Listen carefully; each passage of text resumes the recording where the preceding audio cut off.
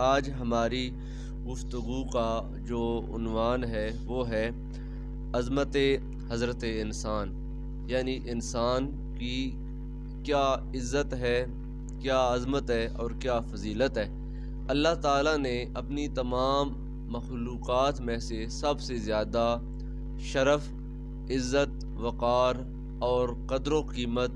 حضرت انسان کو عطا فرمائی ہے۔ تمام مخلوقات کو اللہ تعالیٰ نے اپنے کلمہ کن کے ساتھ تخلیق فرمایا ہے، جبکہ حضرت انسان کو اللہ تعالیٰ نے اپنے دست کرم کے ساتھ تخلیق فرمایا اور اپنی خاص روح کو حضرت انسان کے وجود میں جب وہ ڈالا اور اس کائنات میں اللہ تعالیٰ نے انسان کو اپنا نائب بنایا، جیسا کہ اللہ کا قرآن اس بات پر شاہد ہے۔ جب اللہ تعالیٰ نے ملائکہ سے یہ بات شیئر کی، انی جاعل فی الارض خلیفہ، کہ میں زمین میں اپنا نائب بنانے والا ہوں، تو فرشتوں نے اللہ تعالیٰ کی بارگاہ میں یہ گزارش کی کہ یا اللہ اتجعل فیہا من یفسد فیہا، کیا تو زمین میں اس کو بنانے لگا ہے جو زمین میں جا کر دنگا فساد کرے گا، خون خرابہ کرے گا۔ یا اللہ ایسا انسان نہ بنا جو دنیا کے نظام کو درم برم کر دے۔ تو اللہ تعالیٰ نے ملائکہ کا یعنی کہ یہ سوال سننے کے بعد، ان کی یہ گزارش سننے کے بعد ایک ہی بات کہی۔ اللہ نے فرمایا انی اعلم ما لا تعلمون، انسان کے بارے میں جو بات میں جانتا ہوں وہ تم نہیں جانتے ہو۔ اب سوال یہ ہے کہ انسان افضل ہے یا فرشتے افضل ہیں؟ فرشتے ان کے اندر اللہ تعالیٰ نے شہوت نہیں رکھی ہے، ان کے اندر اللہ تعالیٰ نے عقل رکھا ہے اور نور رکھا ہے، وہ گناہ کرنے پر قادر ہی نہیں ہے۔ جانور ہیں، ان میں اللہ تعالیٰ نے عقل نہیں رکھا، نور نہیں رکھا، ان کے اندر شہوت موجود ہے، اور اسی لیے آپ دیکھتے ہیں کہ جو جانور ہوتے ہیں وہ اپنا عمل تولید جو ہوتے ہیں وہ گلی کے بیچ میں لوگوں کے سامنے وہ شروع کر دیتے ہیں۔ ان کے اندر چونکہ عقل نہیں ہے، اس لیے جو حیا ہوتی ہے وہ عقل کے ساتھ انسان کے اندر آتی ہے کہ انسان سوچتا ہے کہ یہ کام ٹھیک ہے اور یہ کام ٹھیک نہیں ہے۔ دیکھیں جو انسان ہے، اللہ تعالیٰ نے انسان کو حیوانوں والی بھی صفت عطا فرمائی ہے اور فرشتوں والی بھی صفت عطا فرمائی ہے۔ دونوں صفتیں انسان کے اندر رکھ کر انسان کو اللہ تعالیٰ نے سب سے بہترین مخلوق قرار دیا۔ اب انسان کو اللہ تعالیٰ نے یہ کہا کہ اگر تمہارا عقل، تمہارا نور یہ تمہاری شہوت پر غالب آ جائے، مطلب تم عقل سے کام لے کر اپنی خواہشات نفس کو کنٹرول کر لو، تو پھر تم صرف فرشتے نہیں ہو بلکہ میری نگاہ میں تمہارا مقام فرشتوں سے بھی اعلیٰ ہو جائے گا۔ لیکن اگر تمہاری عقل مغلوب ہو جائے اور تمہاری شہوت غالب آ جائے، تمہاری خواہشات نفس غالب آ جائے، تو پھر صرف تم جانور نہیں رہو گے۔ اللہ کا قرآن کہتا ہے اولئک کالانعام بل ہم اضل، پھر وہ ڈنگر ہو جاتا ہے، بلکہ ڈنگروں سے بھی یعنی کہ اگلے درجے کا وہ برا انسان بن جاتا ہے۔ تو اب ہم نے یہ دیکھنا ہے کہ انسان کی فضیلت زیادہ ہے اللہ تعالیٰ کی نگاہ میں، یا پھر دیگر جو ملائکہ یا اللہ تعالیٰ کی جو مکرم مخلوقات ہیں ان کا مقام زیادہ ہے۔ تو اس کے بارے میں آقا نعمت صلی اللہ علیہ وسلم کی پاکیزہ حدیث مبارکہ سماعت فرمائیں۔ سرکار دو عالم صلی اللہ علیہ وسلم کی حدیث مبارکہ جو ہے وہ مشکات المصابیح کے اندر موجود ہے۔ آقا کریم صلی اللہ علیہ وسلم نے فرمایا انہو قال لما خلق اللہ تعالی آدم و ذریتہ، جب اللہ تعالیٰ نے آدم علیہ السلام کو اور آدم علیہ السلام کی ذریت کو، اولاد کو جب اللہ تعالیٰ نے تخلیق فرمایا، قالت الملائکۃ یا رب، تو تمام ملائکہ نے اللہ تعالیٰ کی بارگاہ میں یہ عرض کی، اے ہمارے خدا،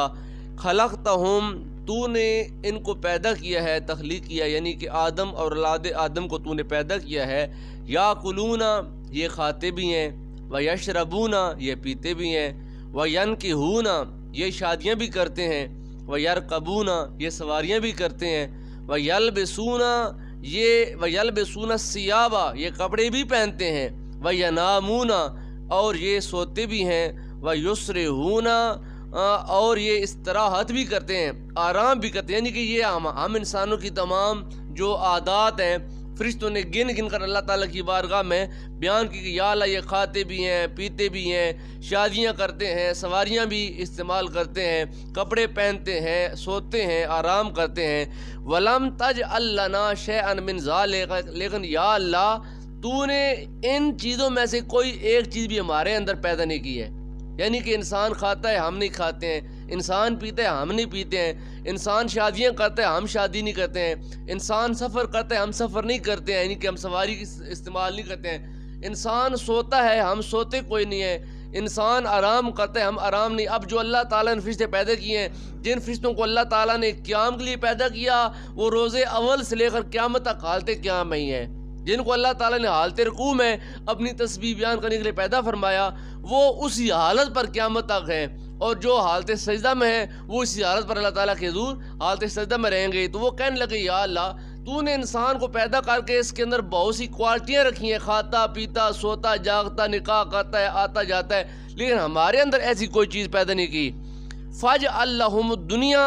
وَلَنَا الْآخِرَةَ، یا اللہ اب ہم گزارش کرتے ہیں کہ دنیا انسان کو دے دے اور آخرت ہم کو دے دے، دنیا انسان کو دے دے، کیونکہ ہم بھی تیری مخلوق ہیں، وہ بھی تیری مخلوق ہے۔ یا اللہ اگر تو نے اس کو یہ کوالٹیاں اضافی عطا کی ہیں ہم سے زیادہ، تو ہم گزارش کرتے ہیں کہ انسان کو دنیا دے دے، دنیا اس کی ہو گئی، اور آخرت جو ہے یہ ہم کو دے دے۔ جب ملائکہ نے یہ اللہ کی بارگاہ میں سوال کیا نا، قال اللہ تعالیٰ، تو اللہ تعالیٰ کے محبوب فرماتے ہیں کہ اللہ نے فرمایا لا اجعل من خلقتہ بیدی ونفخت فیہ من روحی کمن خلقتہ بکن فیکون، اے کمن خلقتہ بمجرد الامر وہو الملک، یعنی لا یستوی البشر والملک فی کرامت فی الکرامت والقربت بل کرامت البشر اکثر و منزلتہ اعلیٰ۔ تو اللہ تعالیٰ نے فرمایا کہ وہ مخلوق جس کو میں نے ایک کلمے کے ساتھ پیدا کیا، کلمہ کن سے، یعنی فرمایا کن فیکون، اللہ نے ملائکہ کو پیدا کرنے کا ارادہ فرمایا تو اللہ تعالیٰ کو خاص اہتمام نہیں کرنا پڑا کہ پہلے مٹی لاؤ، پھر اس کو گوندو، پھر اس کو اتنا عرصہ رکھو، اس پر اتنی یعنی کہ عرصہ رحمت کی بارش ہو، اتنا عرصہ اس پر حزن و ملال کی بارش ہو، پھر اس مٹی کو تھوڑا خشک ہونے دیں، پھر اس مٹی سے یعنی کہ ایک مجسمہ بنایا جائے، پھر اس میں روح ڈالی جائے۔ یہ سارے کا سارا پروسیجر انسان اللہ تعالیٰ نے رکھا۔ جب ملائکہ کو پیدا کرنے کا ارادہ فرمایا تو اللہ نے صرف فرمایا ہو جا، سو وہ ہو گئے۔ اللہ نے فرمایا جس مخلوق کو میں نے ایک کلمے سے پیدا کیا، اس مخلوق کو میں اس مخلوق کے ساتھ مشابہت نہیں دیتا جس مخلوق کو پیدا کرنے کے لیے میں نے بہت سے پروسیس کا یعنی کہ اہتمام کیا ہے۔ پہلے میں نے یعنی کہ ایک جبریل کو بھیجا زمین پر جا کر مٹی لے آؤ، تو اس جبریل امین جب مٹی لینے لگے تو زمین کہتی ہے کہ نہ لے جا، یہ انسان کل جا کر دنگا فساد کرے گا، خون خرابہ کرے گا، بے عزتی میری ہوگی۔ جبریل واپس چلے گئے، جا کر اللہ کی بارگاہ میں کہا یا اللہ زمین نے فریاد کی تھی اور یہ عذر پیش کیا، میں مٹی نہ لے کر آیا۔ اللہ تعالیٰ نے کہا اے اسرافیل تم جاؤ۔ اسرافیل علیہ السلام زمین پر آئے تو مٹی نے وہی گزارش کی کہ مہربانی کر اسرافیل ہم کو اللہ کی بارگاہ میں نہ لے جا، اگر اللہ ہم سے یعنی کہ مٹی سے انسان بنائے گا تو وہ انسان کل برے کام کرے گا، بے عزتی ہماری ہوگی، یعنی مٹی کی بے عزتی ہوگی۔ اللہ تعالیٰ کے اس فرشتے نے اس مٹی کی گزارش سنی، واپس چلے گئے۔ پھر اللہ تعالیٰ نے تیسرے فرشتے کو بھیجا، میکائیل کو، اسرافیل کو، جبرائیل کو۔ جب تینوں فرشتے یعنی کہ مٹی نہ لے کر گئے، آخر میں اللہ تعالیٰ نے حضرت ملک الموت کو، اسرائیل علیہ السلام کو کہا کہ تم جاؤ، جا کر مٹی لے کر آنا۔ جب مٹی لینے لگے تو زمین نے وہی گزارش کی، تو ملک الموت نے کہا کہ نہیں بھائی میں مٹی لے کر جاؤں گا، اب اللہ کی مرضی ہے، جو چاہے بنائے، اس سے میں امر کا پابند ہوں، میں لے کر جاؤں گا۔ جب آپ یعنی کہ مٹی لے کر اللہ کی بارگاہ میں پہنچے تو اللہ تعالیٰ کی بارگاہ میں جا کر کہا کہ یا اللہ زمین نے یہ باتیں کی ہیں کہ انسان یہ برے کام کرے گا اور بات ساری مجھ پر آ جائے گی۔ تو اللہ تعالیٰ نے کہا کہ میں اس مٹی سے انسان بناؤں گا، اس انسان کی روح کو قبض کرنے کا اختیار بھی میں تم کو دے دوں گا، ٹھیک ہے نا جی۔ تو اللہ تعالیٰ نے انسان کو مٹی سے پیدا فرمایا، تو یہ کرامت اللہ تعالیٰ نے انسان کو عطا فرمائی ہے کہ انسان کا پہلے اس مٹی کے ساتھ خمیر گوندا گیا، پھر اس مٹی کے اوپر کتب احادیث میں آتا ہے کہ 39 دن غم کی بارش ہوتی رہی ہے، اور ایک دن خوشی کی بارش ہوئی ہے، رحمت کی بارش ہوئی ہے۔ اس لیے بندے کی زندگی میں خوشی اور غمی کا جب تناسب دیکھا جاتا ہے تو پریشانیاں زیادہ ہیں اور آرام تھوڑے ہوتے ہیں۔ ہر بندے کی زندگی کا آپ معائنہ اور جائزہ کریں تو زندگی میں پریشانیاں، الجھنیں، مصیبتیں، بیماریاں، حادثات یہ زیادہ ہوتی ہیں، غم زیادہ ہوتے ہیں اور خوشیاں کم ہوتی ہیں۔ اور جب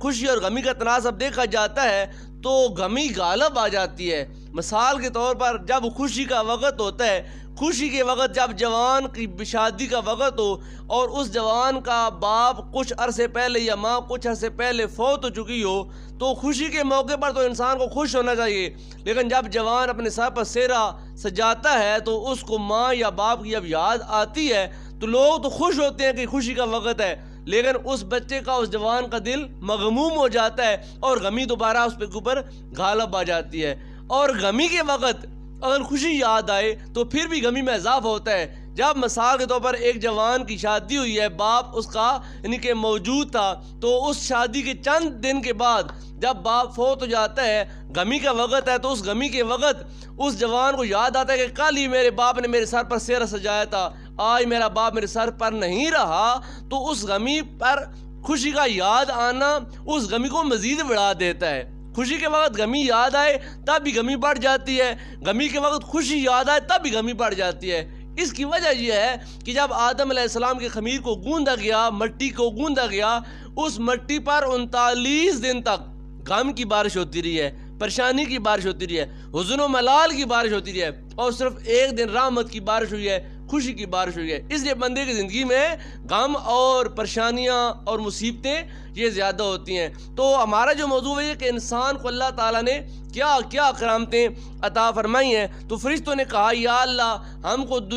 انسان کو دنیا دے دے، ہم کو آخرت دے دے۔ تو اللہ نے کہا کہ جس مخلوق کو میں نے کلمہ کن سے پیدا کیا ہے، یعنی فرشتوں کو، میں اس انسان کے ساتھ مشابہت نہیں دے سکتا جس انسان کو میں نے بہت سے لمبے پروسیس کے ساتھ پیدا کیا اور اپنی خاص روح کو میں نے اس انسان کے اندر ڈالا۔ اللہ تعالیٰ نے فرمایا کہ جو لا یستوی البشر والملک فی الکرامت، کہ انسان اور فرشتے یہ کرامت میں یعنی عزت اور احترام اور وقار میں برابر نہیں ہیں، والقربت اور قربت میں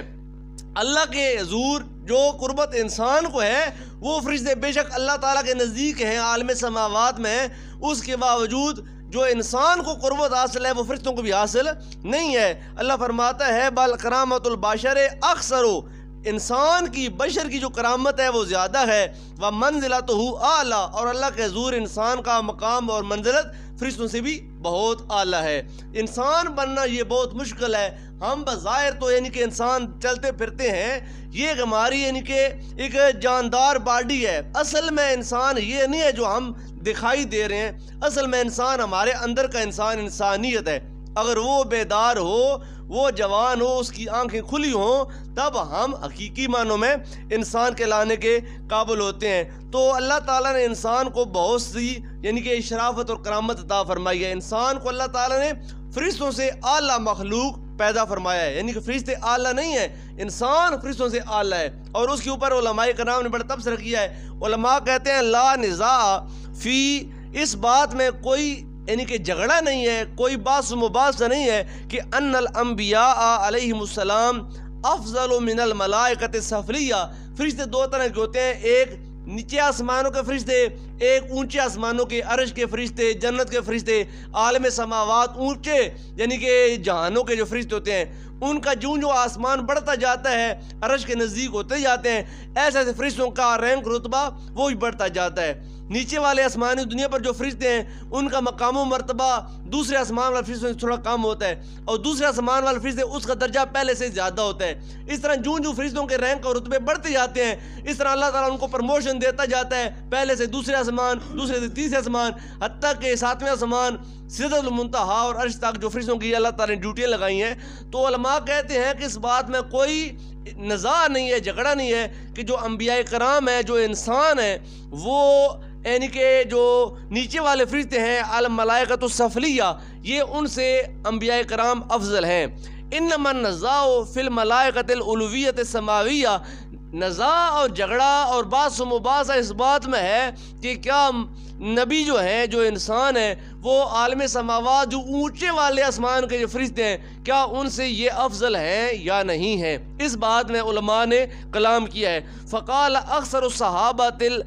تو زیادہ تر جو صحابہ کرام ہیں ان کا یہ قول ہے کہ الانبیاء علیہم السلام افضل ہو، کہ جو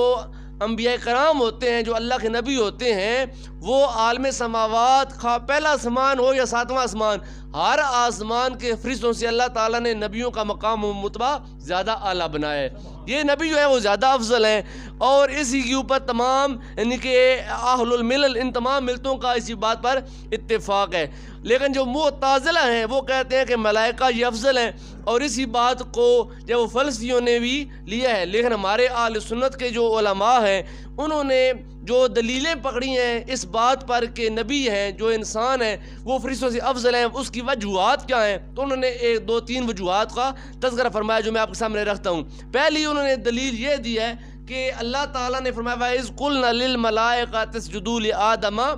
اس آیت میں اللہ تعالیٰ نے امر دیا ہے فرشتوں کو کہ یعنی کہ تم آدم کو سجدہ کرو، فَأُمِرُوا بِالسُّجُودِ لِآدَمَ، اس آیت میں امر دیا گیا ہے آدم علیہ السلام کے لیے کہ فرشتے ان کو سجدہ کریں۔ وَأَمْرُ الْأَدْنَى بِالسُّجُودِ لِلْأَفْضَلِ، تو جو امر ہوتا ہے یہ یعنی کہ اعلیٰ کے لیے ادنا کو دیا جاتا ہے کہ تم یہ کام، بڑا آدمی اگر کسی چھوٹے سے کام کروانا چاہے تو وہ امر ہوگا، لیکن چھوٹا آدمی اگر بڑے سے کام کروانا چاہے تو اس کی وہ ریکویسٹ ہوتی ہے، گزارش ہوتی ہے کہ مہربانی کر کے یہ کام کر دیں۔ تو اللہ تعالیٰ نے فرشتوں کو حکم دیا کہ تم آدم علیہ السلام کو سجدہ کرو، تو یہ اللہ تعالیٰ کا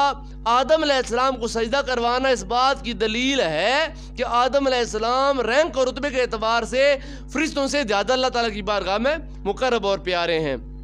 دوسری دلیل علماء اہل سنت نے یہ دی ہے کہ وَعَلَّمَ آدَمَ الْأَسْمَاءَ كُلَّهَا ثُمَّ عَرَضَهُمْ عَلَى الْمَلَائِكَةِ فَقَالَ أَنْبِئُونِي بِأَسْمَاءِ هَؤُلَاءِ إِن كُنتُمْ صَادِقِينَ قَالُوا سُبْحَانَكَ لَا عِلْمَ لَنَا إِلَّا مَا عَلَّمْتَنَا إِنَّكَ أَنْتَ الْعَلِيمُ الْحَكِيمُ۔ تو اس آیت کریمہ میں اللہ تعالیٰ نے فرمایا کہ اللہ تعالیٰ نے آدم علیہ السلام کو تمام چیزوں کے علم عطا فرمائے، اسماء عطا فرمائے، پھر ان کو فرشتوں کے سامنے کھڑا کر کے کہا کہ اے فرشتوں تم بتاؤ کہ ان چیزوں کے نام کیا ہیں، اگر تم سچے ہو تو بتا دو۔ تو سارے فرشتے بولے کہ یا اللہ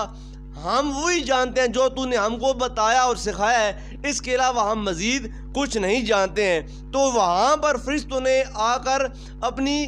عجز اور اپنی کمزوری کا اظہار کیا آدم علیہ السلام کے سامنے۔ لیکن جب آدم علیہ السلام کی باری آئی تو اللہ تعالیٰ کہا اے آدم اب تم بتاؤ۔ تو آدم علیہ السلام نے پہلے دن سے لے کر قیامت تک اللہ تعالیٰ نے جو کچھ بھی پیدا کیا تھا اور پیدا کرے گا ساری اشیاء کے نام اللہ تعالیٰ کے امر سے ملائکہ کے سامنے کھول کر بیان فرما دیے۔ تو یہ آدم علیہ السلام کی فضیلت بیان کی گئی ہے، کیونکہ آدم علیہ السلام انسان ہے اور سامنے فرشتے ہیں، تو انسانوں کا کمپیریزن کیا جا رہا ہے، موازنہ کیا جا رہا ہے فرشتوں کے ساتھ۔ تو اگر فرشتے افضل ہوتے تو فرشتے مقابلہ کر کے بتاتے کہ ہم جانتے ہیں، لیکن انہوں نے کہا قالوا لا علم لنا الا ما علمتنا انک انت العلیم الحکیم۔ اس کے بعد دوسری آگے یعنی کہ حدیث مبارکہ میں آتا ہے کہ جو انسان ہے اس کی عبادت جو ہے اس کے ساتھ انسان میں شہوت بھی ہے، اس میں غصہ بھی آتا ہے، اور اس کے اور بہت سے ایسی حاجات ہیں جس کے ساتھ جو چیزیں انسان کی عبادت کے اندر رکاوٹ ڈالتی ہیں۔ لیکن جو فرشتے ہیں وہ بالکل ہی خواہشات نفس سے اور غصے سے، ناراضگی سے، لڑائی جھگڑے سے وہ پاک ہیں، وہ ہر وقت اللہ کی تسبیحات کرتے رہتے ہیں۔ اصل جو کمال ہے وہ یہ ہے کہ جب انسان میں شہوت ہو اس کے باوجود وہ انسان اپنی شہوت کو کنٹرول کر کے اللہ تعالیٰ کا حکم مانے، کمال تبھی آتا ہے۔ تو اللہ تعالیٰ کے محبوب فرماتے ہیں کہ جو عبادت جب مشقت کے ساتھ کی جاتی ہے وہ عبادت اجر اور ثواب کے لحاظ سے اللہ تعالیٰ کی بارگاہ میں زیادہ ہوتی ہے، اور وہ عبادت اللہ تعالیٰ نے فرشتوں سے نہیں لی ہے بلکہ وہ عبادت اللہ تعالیٰ نے انسان سے لی ہے۔ یعنی کہ انسان گناہ بھی کر سکتا ہے، انسان برے کام بھی کر سکتا ہے، چونکہ انسان میں اللہ تعالیٰ نے شہوت بھی رکھی ہے، نور بھی رکھا ہے، تو انسان اپنی شہوت کو اپنے نور کے ساتھ مار دیتا ہے اور اللہ کے حضور جھک جاتا ہے۔ تو اللہ تعالیٰ فرماتا ہے فرشتوں اب بتاؤ کہ کہ تم تو کہتے تھے کہ زمین میں یہ دنگا فساد کرے گا، اب دیکھ لو کہ اس انسان نے میری رضا کے لیے اپنی خواہشات نفس کو کنٹرول کر کے میری رضا کے لیے نیک کام کیے ہیں۔ لہٰذا اللہ تعالیٰ نے اس حالت میں انسان کی فضیلت اور انسان کے وقار کو بیان فرمایا ہے کہ انسان سب سے افضل اور سب سے اعلیٰ مخلوق ہے۔ لیکن شرط کیا، اس کے بعد آخر اس حدیث پاک کی آخر میں جو بات بیان کی گئی ہے وہ یہ ہے کہ ان الانسان رکب ترکیبا بین مزاج الملک الذی لہ عقل بلا شہوۃ و بین مزاج البہیمۃ التی لہا شہوۃ بلا عقل، کہ انسان کو دو طبیعتوں کے درمیان پیدا کیا گیا ہے۔ وہی پہلے والی بات کہ ایک طرف فرشتے ہیں، ایک طرف جانور ہیں۔ فرشتوں کے اندر اللہ تعالیٰ نے نور رکھا ہے اور اس مخلوق میں اللہ تعالیٰ نے شہوت رکھی ہے، اور یہ جو درمیان میں انسان ہے، اس انسان کو پیدا کرتے ہوئے اللہ تعالیٰ نے ایک چیز ادھر سے لے لی، ایک چیز ادھر سے لے لی، اور دونوں چیزوں کو ملا کر انسان کو بنا دیا۔ اب اگر انسان کا نور غالب آ گیا، انسان نے اپنی عقل کو استعمال کیا اور اپنے مقام کو جانا کہ میں اللہ تعالیٰ کا شاہکار ہوں، لہذا مجھ کو وہ کام نہیں کرنے چاہیے جو کام میرے خدا کو ناراض کرتے ہیں اور جن کاموں سے میری انسلٹ ہوتی ہے مخلوقات کے سامنے، تو اس وقت انسان اللہ تعالیٰ کی نگاہ میں فرشتوں سے بھی افضل بن جاتا ہے۔ لیکن جب انسان جانور بن جائے اور انسان وہ کام کرنا شروع کر دے جو انسان کی سٹیٹس اور انسان کے مقام کے منافی ہیں، انسان اپنی شہوت کو یعنی کہ